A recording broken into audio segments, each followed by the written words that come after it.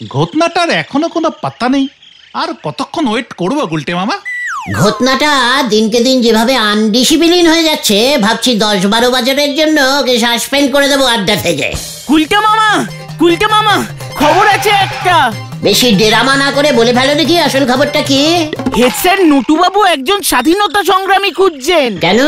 এবছর 15ই আগস্টের দিন স্কুলের অনুষ্ঠানে হেড স্যার একজন স্বাধীনতা সংগ্রামীকে নগদ 15,000 টাকা, একটা গোটা শাল আর একটা মানপত্র দিয়ে সম্মানিত করবেন। হোয়াট? ক্যাশ 15,000 সঙ্গে শাল? এই ব্যাপারটা শুনেই আমার মাথাটা কেমন ঘেমে যাচ্ছে। সেটা তোরা বুঝতে পারছিস না গলতপুরের কচুপোলা বলদের দল? তোমার মাথা ঘামছে কেন? তুমি কি স্বাধীনতা সংগ্রামী নাকি? হেড স্যারকে গিয়ে বলতে হবে। কি বলবে তুমি? আমাদেরও স্বাধীনতা সংগ্রামী। হ্যাঁ, সংগ্রামী হওয়ার সুযোগ দিতে হবে। মগের মুলুক নাকি? জয় গুরু। আর দেরি করা চলবে না, ব্যাপারটা নিয়ে চিন্তা করতে হবে।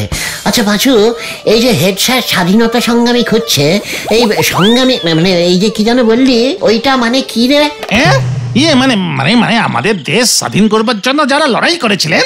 ও লড়াই তো আমিও করতে জানি। ঠিক আছে, তোরা এখন বাড়ি চলে যা, আমাকে ব্যাপারটা একটু ভাবতে দে। নগদ 15,000 লড়াই করলে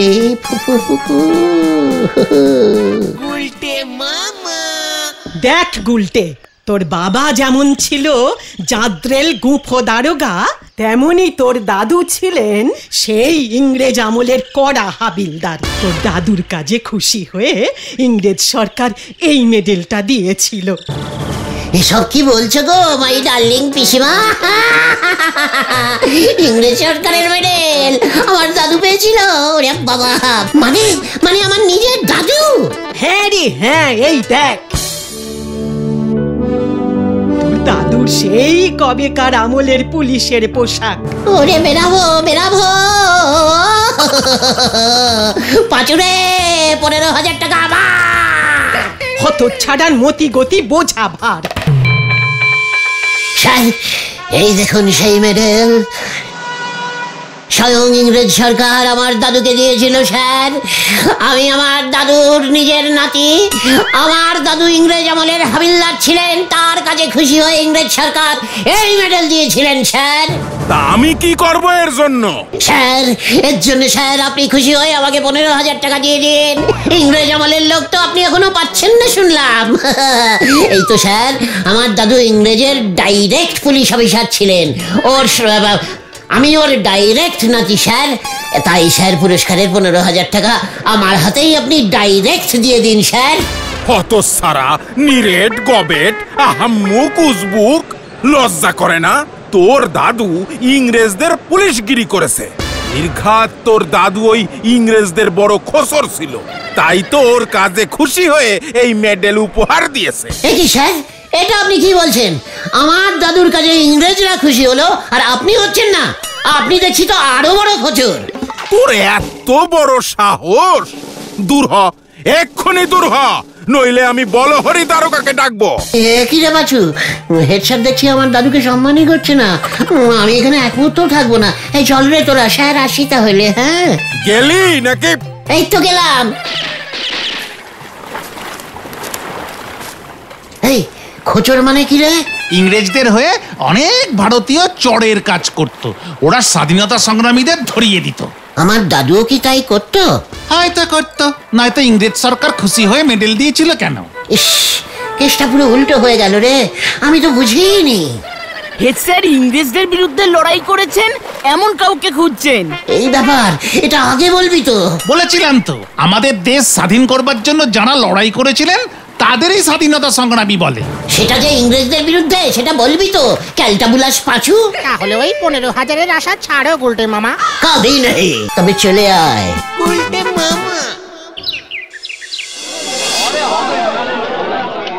ওরে বাপ রে বাপ, গুড় খাঁটি হবে তো গোবিন্দ বাবু? মানে কথা এইটা কেমন কথা বলছেন আপনি? এই গোবিন্দ গুছাইতে 7 পুরুষের ঝোলা গুড়ের ব্যবসা, সেই ইংরেজ আমল থেকে গুড় বেচি। লর্ড ইটন সাহেবের নাম শুনেছেন? না তো। জাদ্রেল ইংরেজ পুলিশের বড় কর্তা ছিল। মানে কথা আমার দাদু তখন দোকানে বসতেন। ইটন সাহেবের গুড় মানে কথা এই দোকান থেকে সাপ্লাই হতো। মানে ইটন সাহেবের গিন্নি রোজ সকালে আমাদের দোকানের ঝোলা গুড় মানে কথা পাউরুটিতে মাখিয়ে ব্রেকফাস্ট করতো, বুঝলেন? আর আপনি কিনা বলেন আমার গুড় খাঁটি কিনা। ঠিক আছে, আমার গিন্নির কেমন লাগে দেখি।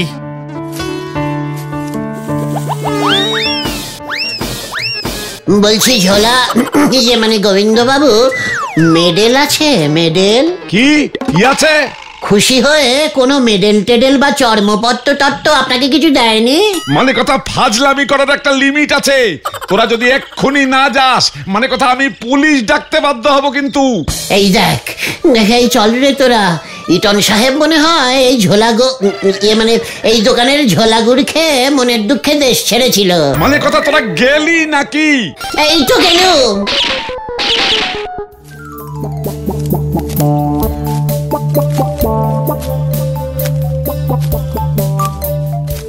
তুমি কি করতে চাইছো কিছুই তো বুঝতে পারছি না গুলটে মামা। ওই ঝোলা গোবিন্দের কাছে ইটন সাহেবের মেডেলটা থাকলে খুব সুবিধা হতো, বুঝেছিস? কেন? প্রমাণ হতো ওই ঝোলা গোবিন্দর দাদুও খোঁচর ছিল।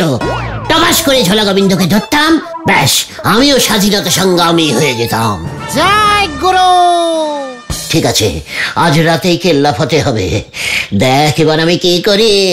তোদের শুধু এবার একটু ধোঁয়া ছাড়তে হবে।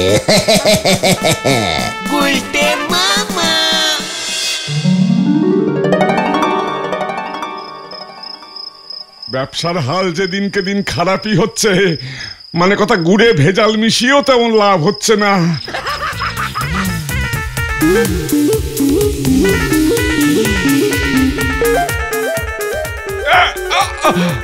আচ্ছা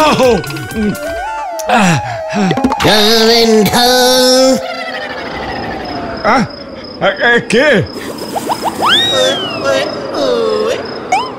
কি কে আপনি? আমি লাডিঠান আছে, তোর দাদু আমাকে চিনিতেন।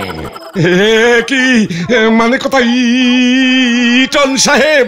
মানে কথা আমার নামে ঢপ দিয়া গুড় বিক্রি করিবি আর আমাকে একটু গুড় দিবি না? কি মানে কথা না তো, মানে হ্যাঁ তো, মানে দাদু তো আপনার কথাই বলতো, তাই তো আমি মানে আমি। ভয় পাহিবি না, শোন আমার পুত্র এখনো বাঁচিয়া আছে। কে কে কে বেঁচে আছে? পুত্র পুত্র পুত্র মানে কথা সেটা আবার কি? আরে দূর, ছেলে রে ছেলে। ও মানে কথা ছেলে।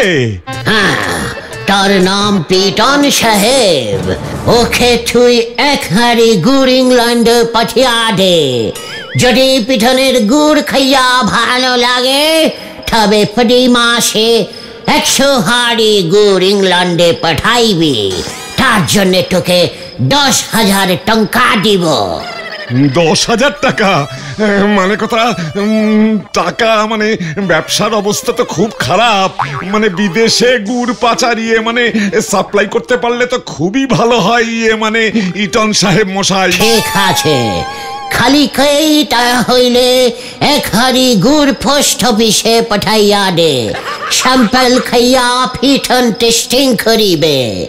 মানে কথা পোস্ট অফিসে কেন? ইংল্যান্ডে ওরা হাড়ি পার্সেল করিয়া পাঠাইয়া দিবে। আচ্ছা মানে কথা ঠিকানাটা যদি বলেন sir. 420 Kadamtala lane, England, Kolkata 60,26,500। ওরে বাবা, মানে কথা ইংল্যান্ডে কলকাতা 7,26,500 কোথা থেকে এলো? মানে কথা মানে আমি কলকাতাকে ভালোবাসি, বহুদিনের অভ্যাস তো। ওটা বাদ, শুধু ইংল্যান্ড। ওখানে পাঠাইবে কিনা বল। আগে মানে কথা অবশ্যই পাঠাবো, কাল সকালে দোকান খুলেই পার্সেল পাঠিয়ে দেবো স্যার। মনে থাকে যেন। যা এখন বাড়ি যা, আমিও যাইতেছি। ঠিক আছে, কি যে হচ্ছে সব মানে কথা।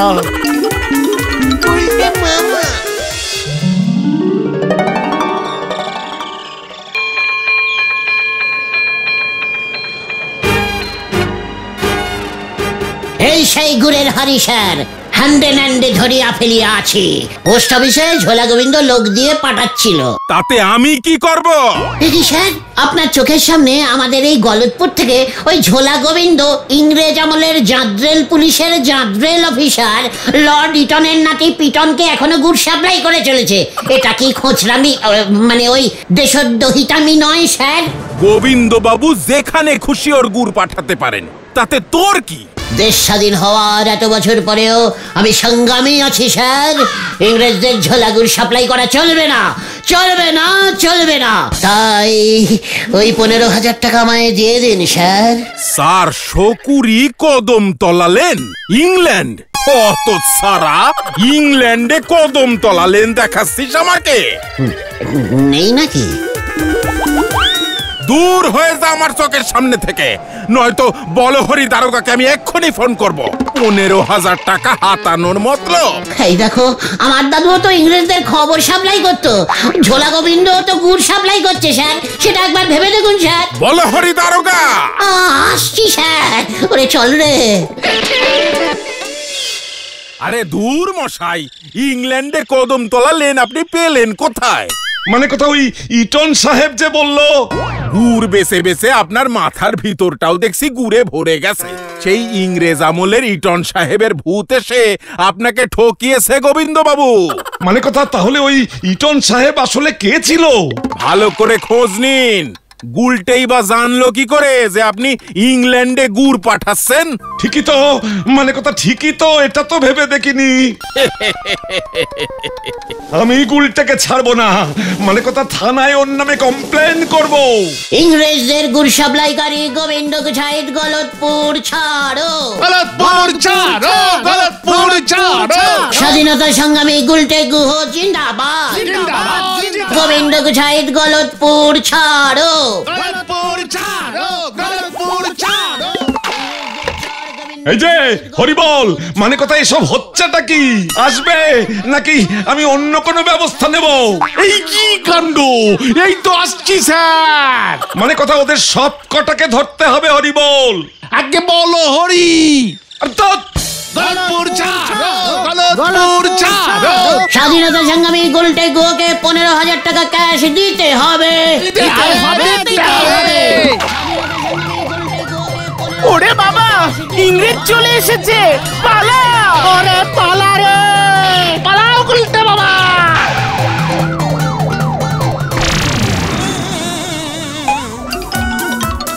গলতপুরের রত্ন গোবিন্দকে গলতপুরে থাকতে হবে, থাকতে হবে, থাকতে হবে। আপনি বলুন স্যার, থাকতে হবে, থাকতে হবে। গোবিন্দবাবু গলতপুর ছাড়লে তো আমার লাউ কুমড়োর অসুবিধা হয়ে যাবে। ঠিক আছে, থাকতে হবে, থাকতে হবে, থাকতে হবে, থাকতে হবে। কি কাণ্ড! আপনি থাকুন স্যার, আমি যাই। যত সব ক্যালটাবুলাস ক্যালাক্যান্ডার দল। ওহ, বল হরি দারোগাকে দেখে পালিয়ে এলে। ভেরি ব্যাড, ভিতু টাইপের স্বাধীনতা সংগ্রামী যত সব। তুমি ওই পেরাইজের আশা ছেড়ে দাও গুলটে মামা। হ্যাঁ গো, হেড স্যার কিছুতেই মানবে না। মানতেই হবে। কিভাবে? আরো কড়া টাইপের আন্দোলন করতে হবে। কি আন্দোলন গুলটে মামা? আমি অনশনে বসবো। না না না গুলটে মামা, না, এইসব করো না। আমাকে রুখবি না পাঁচু, এবার শেষ দেখে ছাড়বো। তোরা রামশরণ চাচার সঙ্গে যোগাযোগ কর। ওই গোয়ালা রামচরণ চাচা? হ্যাঁ, কেন? কাছে আয় বলছি।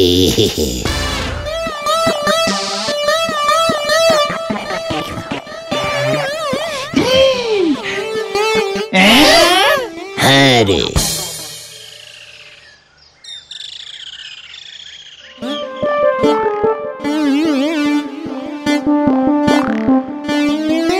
ব্যবস্থা সব পাকা আছে তো?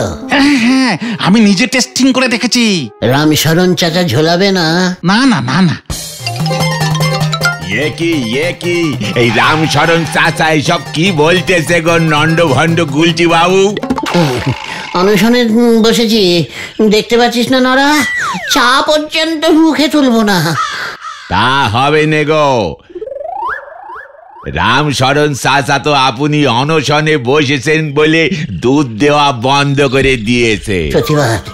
প্রতিবাদ কর নরা, আমাদের গলদপুরে ইংরেজদের চড় এখনো আছে, আমি ধরেছি। গোবিন্দ বাবু যে তলে তলে এত সাংঘাতিক কাজ করতেছে সে তো বুঝতে পারিনি গো।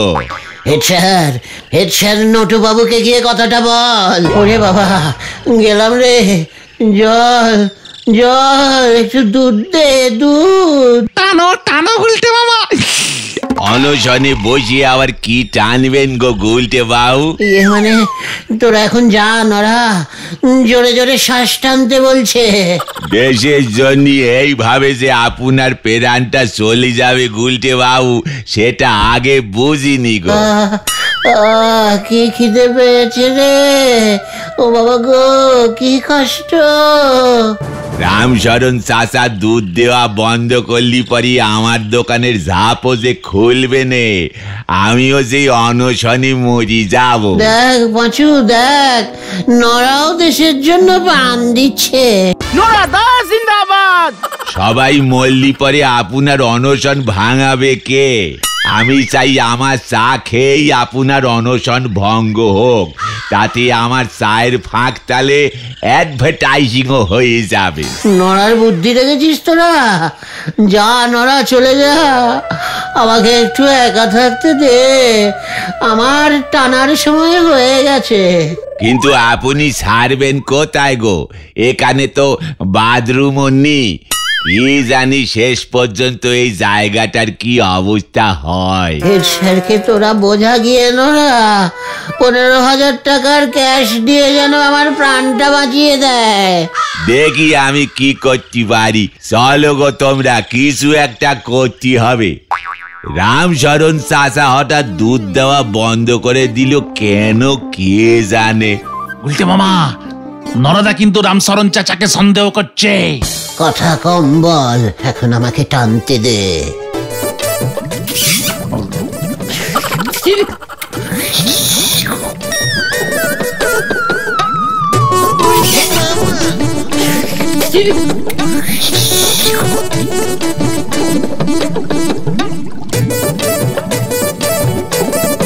ও দেখো, আবার টান মেরেছে। দেশের জন্য আমার যে কত দুধ খরচা হবে কে জানে।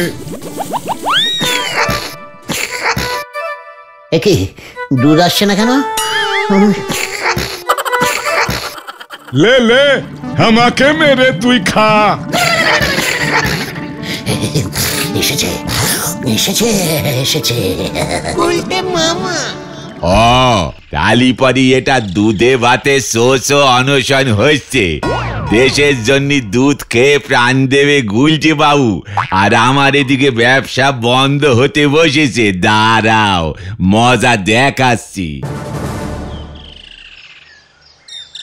এক্ষুনি ওর অনশন ভঙ্গ করুন দারোগা বাবু, নয়তো বিপদ হয়ে যাবে। শহর থেকে সংবাদপত্রের লোক চলে এলে আর রক্ষে নেই। কি কাণ্ড! ওই গোবিন্দ বাবুকে আমি ধরবো কি প্রমাণে? ধুর মশাই!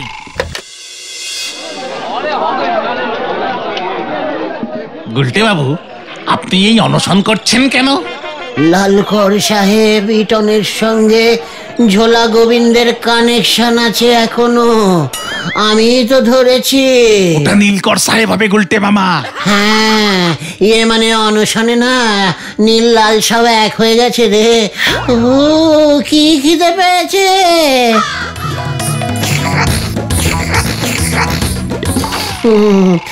নটুবাবু বিশ্বাস করছে না, দেশের জন্য আমি প্রাণ দেব, প্রাণ। স্বাধীনতা সংগ্রামী গুলটে মামা জিন্দাবাদ জিন্দাবাদ জিন্দাবাদ। রামশরণ, শেষ পর্যন্ত তুই এ কাজ করছিস? আমি গরিব মানুষ আছি বাবু, ও গুলটে বাবু বলল দেশের জন্য দুধ দান করলে 2000 টাকা দিবে। মানে কথা তা বলে তুই নড়া এক্ষুনি তুই ওই দুধের গামলা সরা। নটু বাবু হরিবল দারোগাকে ডেকে এক্ষুনি ওর অনশন উল্টে দিন। গুলটে মামা জিন্দাবাদ জিন্দাবাদ জিন্দাবাদ। না না না না না, হাওয়া আরো গরম হয়ে যাবে। অন্য বুদ্ধি করছি, দাঁড়ান। ওটা গরুর ইয়ে না? হা হা, গরুর চোনা বাবু। নিয়ে আয় ওটাকে। জান জায়গা তবু পান নেই জায়গা। যা ভুল বকছে গুলটে মামা। আবার টানতে হবে মনে হয়। अभी देखो।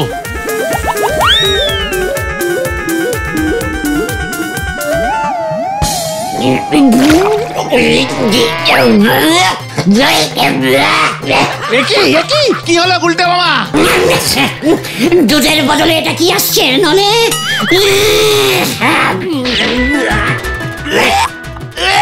গরুর ইয়ে ঢুকে গেছে মনে হয়। পকড়া গিয়া পকড়া গিয়া। কেস গন্ডগোল, পালাও গুলটে মামা। ওই দেখো কি হচ্ছে কি হচ্ছে কি হচ্ছে? হতো সারা, তোর লোক ঠকানো আমি বার করছি। মানে কথা নল দিয়ে দুধ টেনে অনশন। যা নন্ড ভণ্ড গুলটে বাবুর অনশন নন্ড ভণ্ড হয়ে গেল। হরি বল। ওরে বাবা রে, বাঁচাও, বাঁচাইয়ে বাঁচাইয়ে। ওরে বাবা রে, বাঁচাও, বাঁচাইয়ে বাঁচাইয়ে। ওরে বাবা রে। বললাম তোমাকে এসব করলে উল্টে বিপদে পড়বে। নাও এবার ঠালা সামলাও। গোবিন্দ বাবু হেড স্যার দুজনে মিলে তোমার নামে ডবল মামলা করবে গুলটে মামা। আমি আর স্বাধীনতা সংগ্রামী হব না রে। তাহলে তুমি কি হবে? ভাবছি ইংল্যান্ডে গিয়ে ঝালমুড়ি বেচবো। গুলটে মামা কি জয়। ওরে বাবা রে, ও পিসিমা, বাবা গেলুম রে।